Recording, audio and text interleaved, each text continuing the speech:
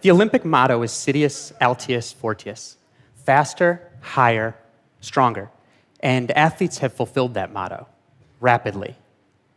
The winner of the 2012 Olympic marathon ran 2 hours and 8 minutes. Had he been racing against the winner of the 1904 Olympic marathon, he would have won by nearly an hour and a half. Now, we all have this feeling that we're somehow just getting better as a human race, inexorably progressing. But it's not like we've evolved into a new species in a century. So, what's going on here? I want to take a look at what's really behind this march of athletic progress. In 1936, Jesse Owens held the world record in the 100 meters. Had Jesse Owens been racing last year in the World Championships of the 100 meters, when Jamaican sprinter Usain Bolt finished, Owens would have still had 14 feet to go. That's a lot in sprinterland. To give you a sense of how much it is, I want to share with you a demonstration conceived by sports scientist Ross Tucker. Now, picture the stadium last year at the World Championships of the 100 meters. Thousands of fans waiting with bated breath to see Usain Bolt, the fastest man in history. Flashbulbs popping as the 9 fastest men in the world coil themselves into their blocks. And I want you to pretend that Jesse Owens is in that race. Now close your eyes for a second and picture the race. Bang, the gun goes off. An American sprinter jumps out to the front. Usain Bolt starts to catch him. Usain Bolt passes him, and as the runners come to the finish, you'll hear a beep as each man crosses the line. That's the entire finish of the race. You can open your eyes now. That first beep was Usain Bolt. That last beep was Jesse Owens. Listen to it again. When you think of it like that, it's not that big a difference, is it?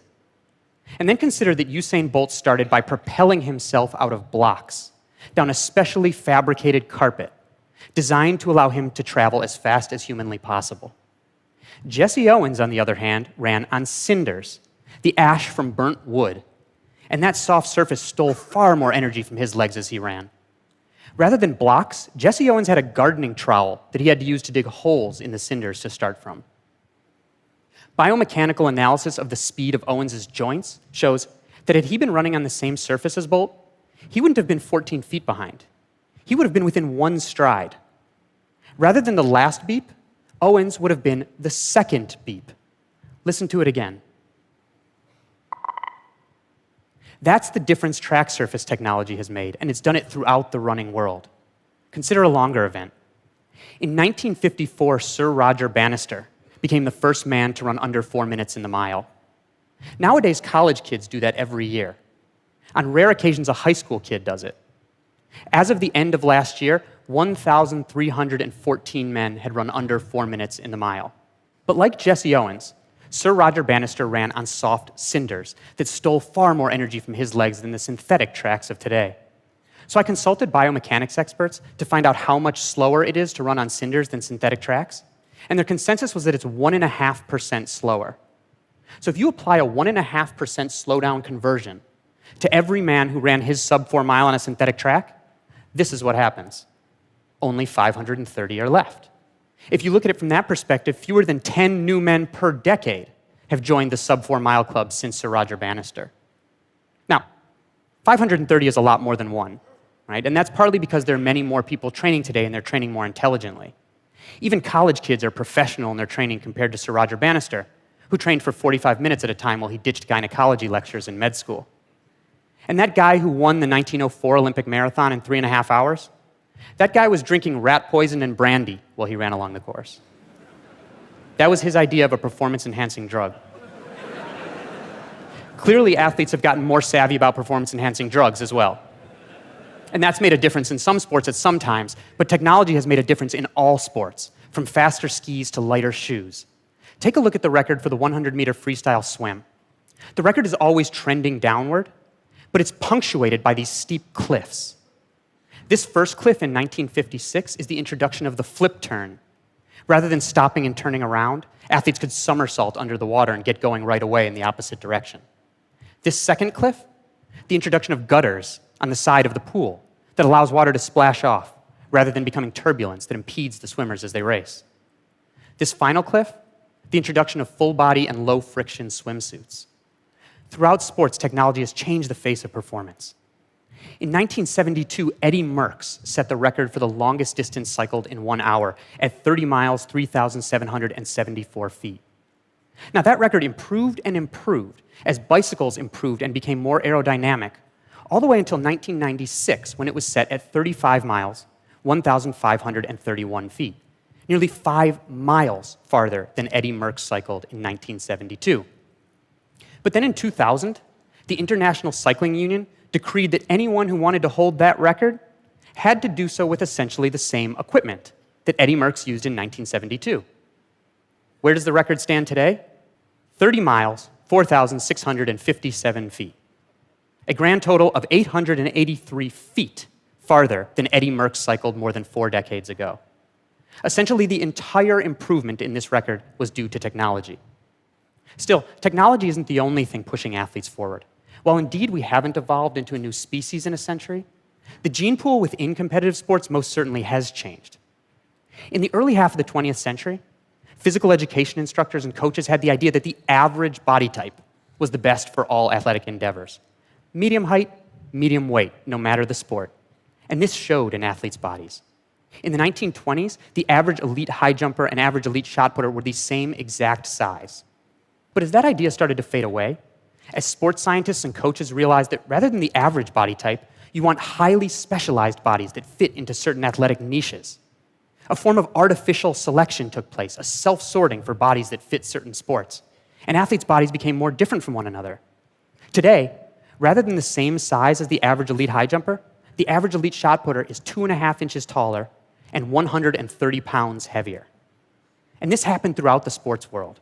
In fact, if you plot on a height versus mass graph one data point for each of 24 sports in the first half of the 20th century, it looks like this. There's some dispersal, but it's kind of grouped around that average body type. Then that idea started to go away, and at the same time, digital technology, first radio, then television and the internet, gave millions, or in some cases billions, of people a ticket to consume elite sports performance. The financial incentives and fame and glory afforded elite athletes skyrocketed, and it tipped toward the tiny upper echelon of performance. It accelerated the artificial selection for specialized bodies. And if you plot a data point for these same 24 sports today, it looks like this. The athletes' bodies have gotten much more different from one another. And because this chart looks like the charts that show the expanding universe, with the galaxies flying away from one another, the scientists who discovered it call it the Big Bang of body types. In sports where height is prized, like basketball, the tall athletes got taller. In 1983, the National Basketball Association signed a groundbreaking agreement, making players partners in the league, entitled to shares of ticket revenues and television contracts. Suddenly, anybody who could be an NBA player wanted to be, and teams started scouring the globe for the bodies that could help them win championships. Almost overnight, the proportion of men in the NBA who are at least 7 feet tall doubled to 10%. Today, 1 in 10 men in the NBA are at least 7 feet tall. But a 7-foot-tall man is incredibly rare in the general population. So rare that if you know an American man between the ages of 20 and 40 who's at least 7 feet tall, there's a 17% chance he's in the NBA right now. That is, find 6 honest 7-footers, 1 is in the NBA right now. And that's not the only way that NBA players' bodies are unique. This is Leonardo da Vinci's Vitruvian Man, the ideal proportions, with arm span equal to height. My arm span is exactly equal to my height. Yours is probably very nearly so, but not the average NBA player. The average NBA player is a shade under 6'7", with arms that are 7 feet long. Not only are NBA players ridiculously tall, they are ludicrously long. Had Leonardo wanted to draw the Vitruvian NBA player, he would have needed a rectangle and an ellipse, not a circle and a square. So in sports where large size is prized, the large athletes have gotten larger. Conversely, in sports where diminutive stature is an advantage, the small athletes got smaller. The average elite female gymnast shrunk from 5'3" to 4'9" on average over the last 30 years. All the better for their power to weight ratio and for spinning in the air. And while the large got larger and the small got smaller, the weird got weirder. The average length of the forearm of a water polo player in relation to their total arm got longer. All the better for a forceful throwing whip. As the large got larger, small got smaller, and the weird weirder. In swimming, the ideal body type is a long torso and short legs, It's like the long hull of a canoe for speed over the water. And the opposite is advantageous in running. You want long legs and a short torso. And this shows in athletes' bodies today. Here you see Michael Phelps, the greatest swimmer in history, standing next to Hisham El Garouj, the world record holder in the mile. These men are 7 inches different in height. But because of the body types advantaged in their sports, they wear the same length pants. 7 inches difference in height, these men have the same length legs. Now, in some cases, the search for bodies that could push athletic performance forward ended up introducing into the competitive world populations of people that weren't previously competing at all, like Kenyan distance runners. But we think of Kenyans as being great marathoners. Kenyans think of the Kalenjin tribe as being great marathoners. The Kalenjin make up just 12% of the Kenyan population, but the vast majority of elite runners. And they happen on average to have a certain unique physiology. Legs that are very long and very thin at their extremity. And this is because they have their ancestry at very low latitude in a very hot and dry climate. And an evolutionary adaptation to that is limbs that are very long and very thin at the extremity for cooling purposes. It's the same reason that a radiator has long coils, to increase surface area compared to volume to let heat out. And because the leg is like a pendulum, the longer and thinner it is at the extremity, the more energy efficient it is to swing. To put Kalenjin running success in perspective, consider that 17 American men in history have run faster than 2 hours and 10 minutes in the marathon. That's a 4-minute and 58-second per mile pace. 32 Kalenjin men did that last October. That's from a source population the size of metropolitan Atlanta. Still, even changing technology and the changing gene pool in sports don't account for all of the changes in performance. Athletes have a different mindset than they once did. Have you ever seen in a movie when someone gets an electrical shock and they're thrown across a room? There's no explosion there. What's happening when that happens is that the electrical impulse is causing all of their muscle fibers to twitch at once, and they're throwing themselves across the room. They're essentially jumping. That's the power that's contained in the human body. But normally we can't access nearly all of it. Our brain acts as a limiter, preventing us from accessing all of our physical resources because we might hurt ourselves, tearing tendons or ligaments. But the more we learn about how that limiter functions, the more we learn how we can push it back just a bit. In some cases, by convincing the brain that the body won't be in mortal danger by pushing harder. Endurance and ultra-endurance sports serve as a great example. Ultra-endurance was once thought to be harmful to human health. But now we realize that we have all these traits that are perfect for ultra-endurance.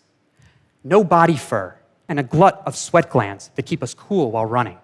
Narrow waists and long legs compared to our frames. Large surface area of joints for shock absorption.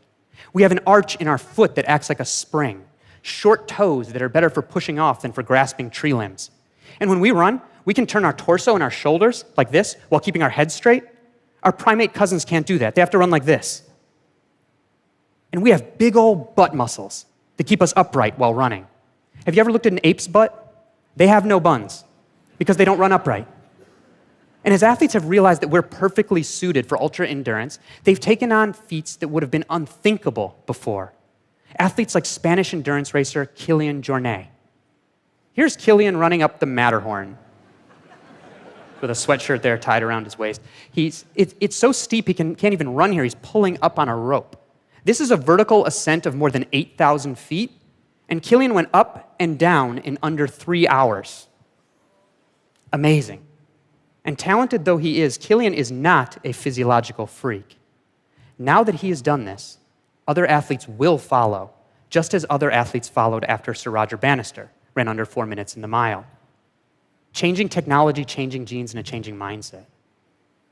Innovation in sports, whether that's new track surfaces or new swimming techniques, the democratization of sport, the spread to new bodies and to new populations around the world, and imagination in sport, an understanding of what the human body is truly capable of, have conspired to make athletes stronger, faster, bolder, and better than ever.